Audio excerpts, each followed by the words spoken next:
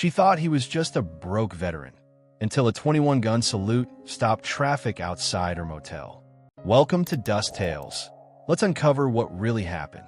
Clara believed the world was divided into two kinds of people: those who paid their bills on time, and those who ended up at the Starlight Motel. For 6 years, she had managed this faded establishment on the frayed edge of a nameless highway, a place where hope came to die under the flickering neon of its perpetually half-lit sign. The Starlight was a purgatory of peeling paint, threadbare carpets, and a lingering scent of stale cigarette smoke and desperation. Clara was its warden, its gatekeeper, and its prisoner.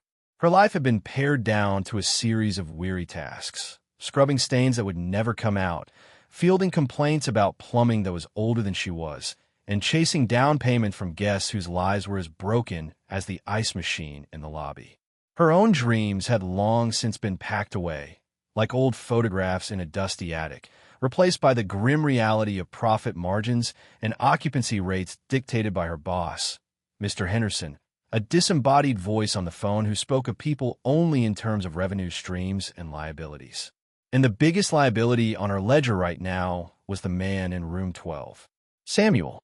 He had arrived 2 months ago, a ghost of a man with eyes the color of a washed-out sky and a quietness that was more unnerving than any noise. He paid for the first week in cash, crisp bills he counted out with slow, deliberate fingers. Then he paid for the next week with crumpled ones. The payments became smaller, more sporadic, until they stopped altogether 2 weeks ago. Now, he was a problem, a debt, a name on a list that needed to be crossed off. From her office window, which offered a panoramic view of the cracked asphalt parking lot, she would watch him. He was old, maybe 70, with a wiry frame that seemed to be held together by sheer force of will. He had a military straight posture that was at odds with his frayed clothing and the deep lines of exhaustion etched into his face. He never caused trouble. He never had visitors. His routine was as sparse as his belongings. A slow walk to the gas station convenience store in the morning, a long afternoon spent sitting on the rusted metal chair outside his room, watching the endless river of cars flow past on the highway. He was, in Clara's exhausted and cynical mind, the perfect stereotype of a broke veteran, a man the world had used up and discarded, left to fade away in a place like the Starlight. She felt a flicker of pity for him, but pity didn't pay the bills. Pity wouldn't stop the phone from ringing. And as if on cue it did. The caller ID flashed, Henderson Properties. Clara sighed and picked up. Starlight Motel, Clara speaking. Clara. Henderson's voice was slick with impatience, a sound that always made her stomach clench. The numbers for this quarter are soft. Very soft. I'm looking at the accounts receivable. Room 12. 2 weeks past due. What's the situation? It's an elderly guest, Mr. Henderson. A veteran. He's fallen on hard times, she said, her own voice sounding weak to her ears. Henderson let out a short, derisive laugh. A veteran? Oh, wonderful. That's his problem, not ours. Our problem is a non-performing asset. I want that room cleared. Tomorrow. No excuses. We're running a business, not a charity. Do you understand? The line went dead before she could reply. The dial tone buzzed in her ear, a sound of cold, final command. She hung up the phone, the plastic cool against her clammy hand. Tomorrow. She looked out the window again. Samuel was sitting in his chair, his hands resting on his knees, his gaze fixed on the horizon as if he were waiting for something. Not a bus, not a car. Something else entirely. Clara felt a knot of dread tighten in her gut. She had to evict him. She had to throw this quiet, broken old man out onto the street. It was just business. It was just her job. But as she stared at his unmoving silhouette against the setting sun, she couldn't shake the feeling that it was much, much more than that. Clara spent the evening rehearsing the words in her head, trying to assemble them into a speech that was firm yet humane, a shield to protect herself from the guilt she knew was coming. She thought about her own precarious existence, how close she herself was to being on the other side of a counter like this one. She remembered her father, a man who had also served and come home with a quietness he could never shake, a man who fought his own battles long after the war was over. The memory was a double-edged sword. It stirred a flicker of empathy for Samuel, but also fueled a grim survival instinct. Her father had lost his fight. She would not lose hers. She would not lose her job, her small apartment, her place in the world for a stranger. With her heart hardened into a small, cold stone, she walked out of the office and across the parking lot. The air was cool, and the ST Relight sign buzzed erratically above her, casting a sickly pink glow on the asphalt. The walk to room 12 felt 100 miles long. Each step was a tiny betrayal of the person she once thought she was. She raised her hand and knocked, the sound sharp and final in the quiet evening. The door opened a moment later. Samuel stood there, his face impassive. "Miss Clara," he said, his voice a low, gravelly rumble. It was not a question. He knew why she was there. "May I come in, Samuel?" she asked, the rehearsed firmness already wavering. He simply stepped aside, gesturing her in. The room was the biggest surprise. In a motel where chaos and neglect were the norm, room 12 was an island of meticulous order. The single bed was made with military precision, the blanket pulled taut, the pillow perfectly centered. The worn linoleum floor was swept clean. His few articles of clothing were folded into a neat pile on the luggage rack. The room was Spartan, ascetic, almost monastic in its simplicity. There was no television muttering in the corner, no scattered papers, no debris of a life in disarray. There was only one personal touch in the entire room, a small, silver-framed photograph on the nightstand. It was black and white, faded with age. It showed 4 very young men in combat fatigues, their faces smudged with dirt, grinning at the camera. They looked impossibly young, boys playing at being soldiers. One of them, she realized with a jolt, was Samuel. "Samuel, we need to talk about the room," she began, forcing herself to meet his gaze. He didn't flinch. He just nodded, his eyes calm. "I know," he said simply. "I'm behind." "You're more than behind, Samuel. Corporate wants the room empty. I have to ask you to leave." The words came out, ugly and blunt. He looked past her, toward the open door and the highway beyond. He seemed to be listening to a sound only he could hear. "I understand," he said after a long moment. "I just need a little more time." "How much time?" she pressed, her voice sharper than she intended. She needed an answer, a plan, something to fight against. His quiet acceptance was disarming. "A couple of days," he said, his gaze returning to her. "Everything will be settled in a couple of days." "What's going to happen in a couple of days?" she asked, a note of exasperation creeping in. "Are you expecting money? Does someone know you're here?" He offered a small, sad smile. It didn't reach his eyes. "They know," he said, his voice cryptic. "They're coming. It just takes them a while sometimes." Clara felt a wave of frustration mixed with pity. He was delusional, lost in memories of a past that couldn't save him now.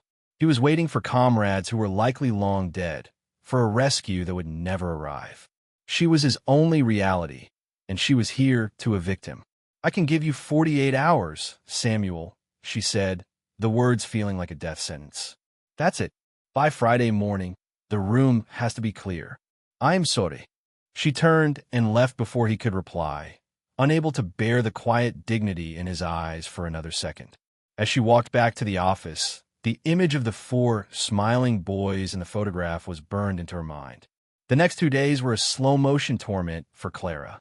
The 48-hour deadline she had imposed ticked away, each passing hour a small hammer blow against her conscience. From her office, she watched Samuel, her window becoming a frame for her growing unease. He did not pack. He made no phone calls. He did not scrounge for change or look for work. His routine remained stubbornly, maddeningly the same. In the morning, he would emerge from room 12, his back ramrod straight, and walk his slow, measured pace to the convenience store, returning with a small paper cup of coffee that he would nurse for hours. He would then take his post in the metal chair, a silent sentinel watching the world rush by without him. His stillness was an accusation. It was the calm of a man who had accepted his fate, and that was more disturbing to Clara than any protest or plea would have been. His inaction felt like a quiet judgment on her own frantic anxiety. She was the one who was trapped, pacing her small office, while he sat outside with a strange, unnerving peace. Her phone became an instrument of torture. Mr. Henderson called 3 times. The first call was a reminder. The second was a warning. The third, on Thursday afternoon, was an ultimatum. "Clara, I'm looking at the reservation system." His voice oozed with displeasure. "Room 12 is still occupied by your charity case. I thought I made myself clear." "He'll be gone tomorrow morning, Mr. Henderson," she said, trying to keep the tremor out of her voice. "I gave him until Friday." "You gave him?" Henderson's laugh was a burst of static. "Who authorized you to give him anything? Your job is to enforce company policy, not to play social worker. I have a family of 4 willing to pay for a week in advance for that room. That's revenue you are personally costing this company." The way he said family of 4 was designed to twist the knife, to make her feel like she was choosing a deadbeat over a deserving family. It was a cruel, manipulative tactic, and it worked. "I understand, sir," she said, her throat tight. "He will be out first thing." "He'd better be." Henderson's voice dropped, losing its slick corporate veneer and revealing the raw threat beneath. "Because if that room is not vacant and ready to be cleaned by 9 a.m. tomorrow, you can clear out your own desk. I'll find a manager who understands that this is a business about numbers, not sob stories. Am I crystal clear?" "Crystal clear, Mr. Henderson," she whispered. The line went dead. Clara sank into her chair, her head in her hands. The pressure was immense, a physical weight on her shoulders. She was caught between a heartless corporation and a helpless old man. The walls of the office felt like they were closing in. Her job, her livelihood, her entire fragile stability rested on her ability to perform this one single act of cruelty. She looked out the window again. Samuel had moved from his chair and was now standing at the edge of the parking lot, his back to her, staring up at the vast, indifferent sky. He looked so small against the backdrop of the highway and the endless expanse of power lines. He wasn't just a problem to be solved anymore. He was becoming a mirror, reflecting her own fears of being old, alone, and forgotten. The indignation she felt toward Henderson was a hot, useless fire. He was an invisible force, a voice on the phone 1,000 miles away. Samuel was real. He was right there. And tomorrow, she would have to destroy his last sanctuary. As Thursday evening bled into a restless night, Clara found herself unable to focus on the mindless paperwork that usually offered her some escape. Her thoughts kept circling back to room 12, to the quiet old man and the single photograph on his nightstand. She was a practical woman, not given to flights of fancy, but something about Samuel had lodged itself deep in her mind, a splinter of mystery she couldn't ignore. It was more than just pity now. It was a nagging, persistent curiosity. She thought about the details, the small incongruities that didn't fit the picture of a man who had simply given up. The meticulous neatness of his room was the first puzzle. People who had lost all hope let things go. Their surroundings became a reflection of their inner chaos. But Samuel's room was a bastion of order. It was the room of a man who still adhered to a strict personal code, even in the midst of ruin. Then there was his posture. Even when he was sitting, he didn't slouch. He held himself with a kind of ingrained discipline, a straightness in his spine that spoke of years of training, of a body and mind accustomed to command. It was the posture of a soldier, yes, but not a broken one. And his dignity. He never complained. He never begged. When she had delivered her ultimatum, he had accepted it with a quiet resignation that felt less like defeat and more like patience, as if he were simply waiting for a different set of orders to come through. It was his cryptic words that echoed most loudly in her head. "They know. They're coming." Who were they? Was it a delusion born of loneliness and dementia, a desperate fantasy of rescue? Or was there something else, a truth hidden beneath the surface of his poverty that she was too jaded to see? She closed her eyes and pictured the photograph again.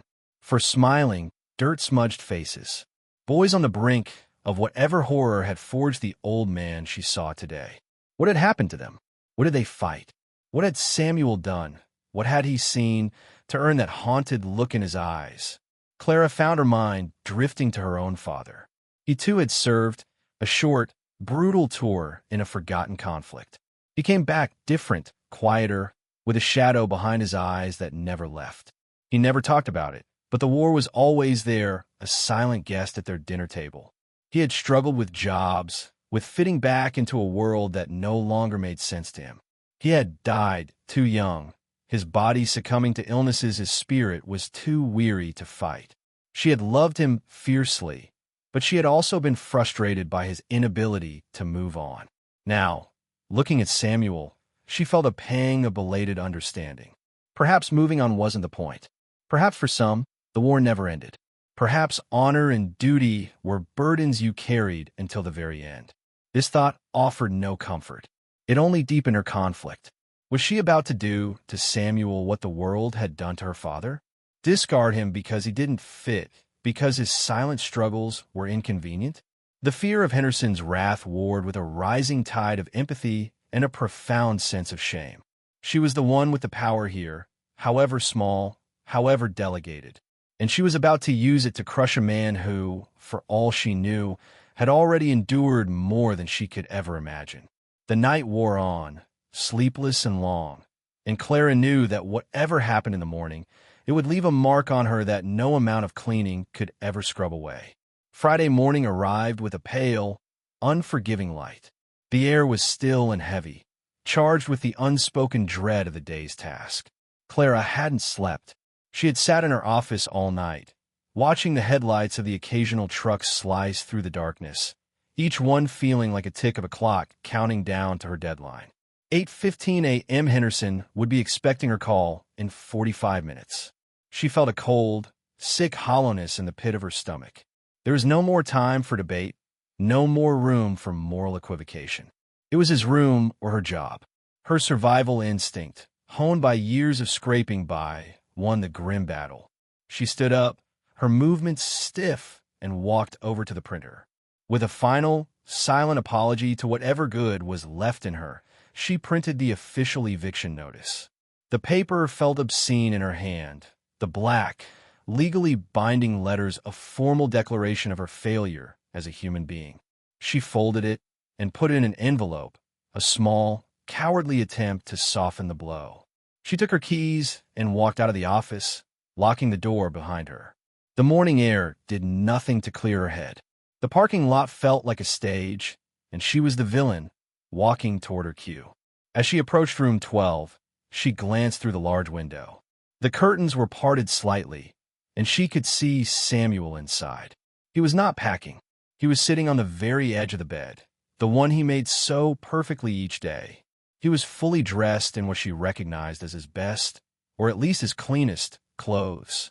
A pair of simple trousers and a pale blue button-down shirt, faded from 1,000 washings but immaculately clean and pressed. He wasn't looking at the door. He wasn't wringing his hands in despair. He was sitting perfectly still, his back straight, his hands on his knees, staring at the blank wall opposite him.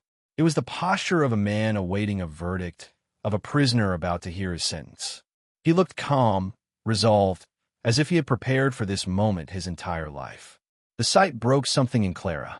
All the anger, all the frustration, all the fear of Henderson, it all melted away, leaving behind a profound, aching sadness.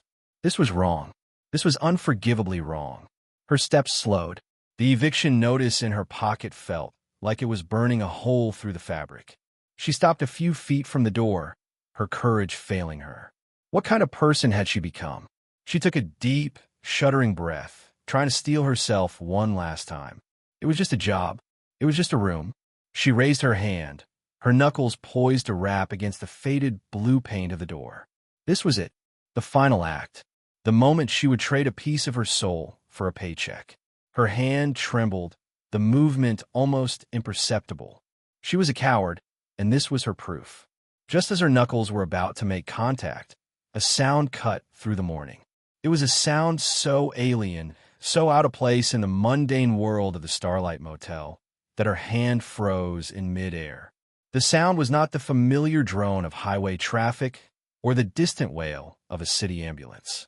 It was a siren, but a different kind, a low, rhythmic, almost regal whoop whoop whoop that spoke not of emergency, but of ceremony. It grew louder, closer, demanding attention. Clara lowered her hand, her brow furrowed in confusion. She turned and looked toward the highway entrance of the motel. What she saw made no sense. Traffic on the four-lane highway was stopping. Not just slowing, but grinding to a complete, baffling halt. Cars pulled over to the shoulder. 18-wheelers hissed their air brakes. A line of vehicles stretching back half a mile sat motionless, their drivers staring, creating a corridor of silent, expectant steel. Then, the source of the sirens appeared. Two state trooper motorcycles, their lights flashing in a synchronized rhythm of red and blue, turned off the highway and swept into the motel's parking lot. They were not racing. They were proceeding at a slow, deliberate, solemn pace. Behind them followed a long, gleaming black limousine, the kind used by dignitaries and heads of state. It was followed by two more identical black sedans, their tinted windows reflecting the shabby facade of the motel like dark, accusing mirrors. The procession didn't stop at the office. It continued to crawl across the cracked asphalt, its destination unclear until it began to form a slow, graceful arc, coming to a stop directly in front of room 12. The lead motorcycle cut its engine, and the sudden silence was more shocking than the sirens had been. The entire world, it seemed, had paused. Clara stood frozen on the concrete walkway, the eviction notice a forgotten weight in her pocket. Her mind struggled to connect the dots, but there were no dots to connect. This was a scene from another reality, a tear in the fabric of her world. A rich relative? A lottery win? It was too grand, too formal for that. This was something else. The doors of the black sedans opened in perfect unison. Men began to emerge, but they weren't men in suits. They were soldiers, Marines. They were dressed in the formal, iconic dress blue uniform, the deep blue jackets adorned with rows of colorful ribbons, the white trousers impossibly crisp, the white hats perched at a perfect angle. There were 8 of them.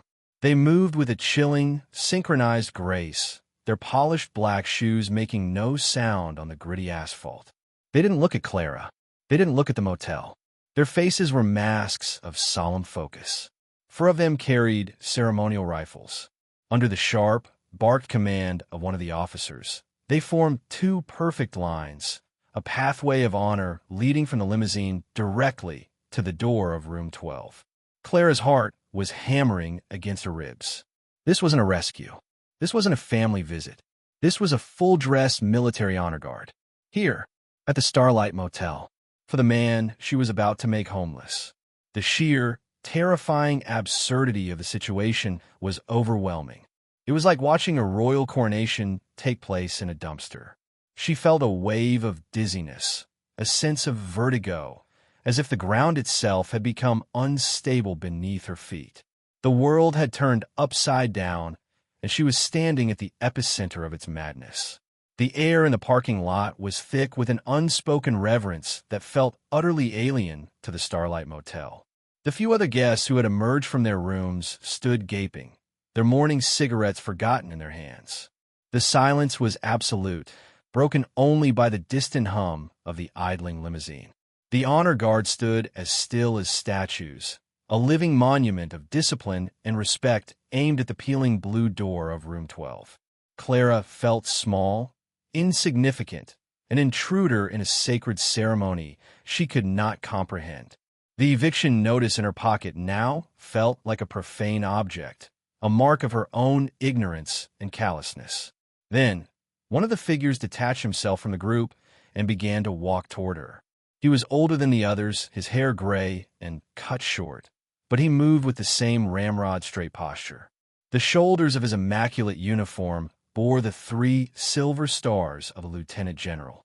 His chest was a billboard of valor, covered in more ribbons than Clara could count. His face was a chiseled map of authority and experience. He stopped directly in front of her, his eyes, a piercing blue, taking in her manager's polo shirt, her shocked expression, and finally, the corner of the white envelope peeking out of her pocket. He knew what it was. His expression was not angry or judgmental. It was something far more devastating. It was weary, as if he had seen this kind of casual disregard for hidden greatness 1,000 times before. "Ma'am," he said. His voice was a low, powerful baritone, a voice accustomed to commanding thousands, yet it was surprisingly gentle. "My name is Lieutenant General Wallace, United States Marine Corps." Clara could only nod, her own name lost in her throat. She felt like a child being addressed by a king. "We seem to have arrived at an inopportune moment," the general continued, his gaze flicking again to the eviction notice. "I apologize for the intrusion. We are here for Sergeant Major Samuel Croft." The name hung in the air. Samuel Croft. Not just Samuel. Sergeant Major. Clara stared at him, dumbfounded. The name, the rank, it meant nothing and everything all at once. It was a key to a lock she never knew existed. "Samuel," she finally managed to whisper, the name sounding flimsy and inadequate. General Wallace gave a slight, saddened nod. "Yes, Sergeant Major Samuel Croft. We've been looking for him for a very long time." He paused, his gaze shifting to the door of room 12 with an expression of profound respect. "Today, ma'am, is the 50th anniversary of the Battle of Hill 881. It was one of the bloodiest and most decisive engagements of the war. A battle that is still studied at tKnow. A battle where a handful of men held off an entire regiment for 3 days." He looked back at Clara, his eyes locking onto hers, forcing her to understand. "We are here today because the man inside that room, then a 20-year-old sergeant, took command after his officers were killed, rallied the few survivors, and single-handedly repelled the final enemy assault. His actions that day saved the lives of 32 men and turned the tide of the battle. For his actions, he was awarded the Medal of Honor." The words hit Clara like a physical blow. Medal of Honor. The highest, most sacred award for military valor. The name echoed in the cheap, shabby parking lot, a word of such immense weight and honor that it seemed to suck all the air out of her lungs. The quiet, broke, forgotten old man she was about to evict was a national hero. A legend. Clara's mind reeled, trying to reconcile the two images of Samuel. There was the man she knew, the quiet, impoverished tenant of room 12, a man she had pitied and dismissed. And then there was the man General Wallace described, Sergeant Major Samuel Croft, a legendary hero, a recipient of the Medal of Honor. The two realities crashed together in her mind, and in the wreckage, all her assumptions, all her petty judgments, were annihilated. She felt a hot wave of shame wash over her, so intense it was dizzying. I didn't know," she stammered, the words utterly inadequate. "No, ma'am," the general said, his tone softening with a hint of empathy. "You wouldn't have. That was his choice." He gestured toward the door of room 12. He accepted the medal in a private ceremony, and then he disappeared. He never wanted the parades, the speeches, the attention. He used to say that the real heroes were the ones who didn't come home. He lived his life in a way he felt honored them, quietly, humbly, without fanfare. The general's eyes drifted toward the highway, a distant look on his face. "We lost track of him for decades. He moved around, never staying in one place too long. He gave away his pension, his disability payments, nearly everything he ever had. He gave it to the families of the men who served under him, to the widows and children of the men who died on that hill." The pieces began to click into place for Clara. The Spartan room, the lack of possessions, the strange, quiet patience. It wasn't the apathy of a man who had given up on life. It was the discipline of a man who had intentionally renounced the material world. He wasn't a broke veteran. He was a silent monk, living by a code of honor she couldn't even begin to fathom. The photograph on his nightstand flashed in her mind, the 4 smiling boys.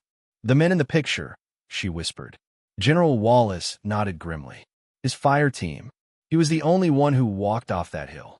As if summoned by their words, the door to room 12 opened. Samuel Croft stepped out into the sunlight. He was wearing the same faded blue shirt, but now, in this new context, it looked less like the clothing of a poor man and more like a humble uniform. He stood tall, his shoulders back, and surveyed the scene before him. He did not look surprised. He looked ready. His eyes, the color of a faded sky, swept over the honor guard, the limousine, the general. A flicker of deep, profound sorrow crossed his face, the look of a man about to revisit a place of immense pain. He was not being rescued. He was being called back to duty. He gave a slow, almost imperceptible nod to General Wallace. The general returned the nod and then turned to the officer in charge of the honor guard. "Commander," he said, his voice ringing with authority. The officer barked a sharp command. "Present ARMS." 7 ceremonial rifles were snapped to attention in a single, fluid motion. The sharp sound echoed in the silence. Clara held her breath. "Ready, aim, fire." The first volley of 3 rifles cracked through the air.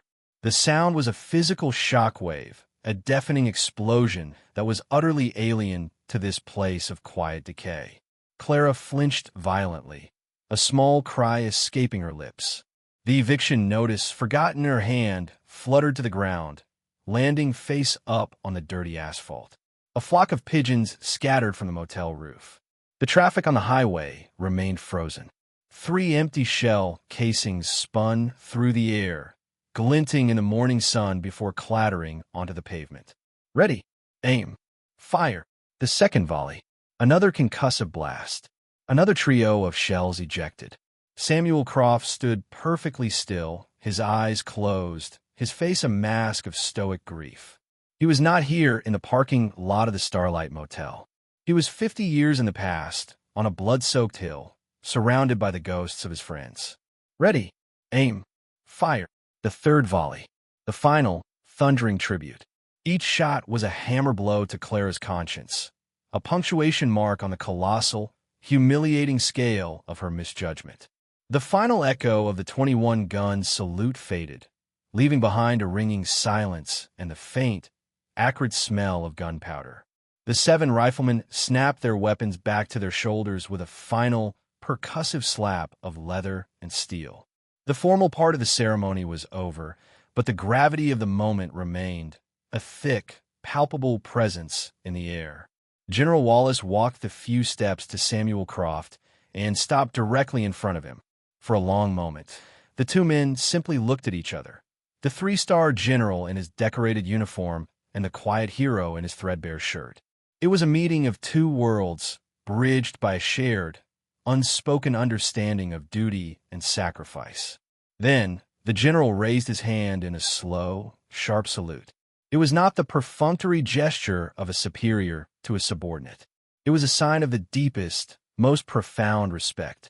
"Sergeant Major Croft," the general said, his voice thick with emotion. "It is an honor, sir." Samuel did not salute back. He simply reached out and clasped the general's forearm, a gesture of old-school camaraderie that transcended rank and time. "It's just Sam, Bill," he said, his voice raspy. "It's always just been Sam." "Not today, old friend," the general replied, his own eyes glistening. "Today, you're Sergeant Major Croft. The president is waiting. The families are waiting. They want to thank you." Samuel looked past the general, his gaze finding Clara, who was still standing frozen by the office, the discarded eviction notice at her feet like a white flag of surrender. His eyes held no anger, no accusation. There was only a deep, weary understanding.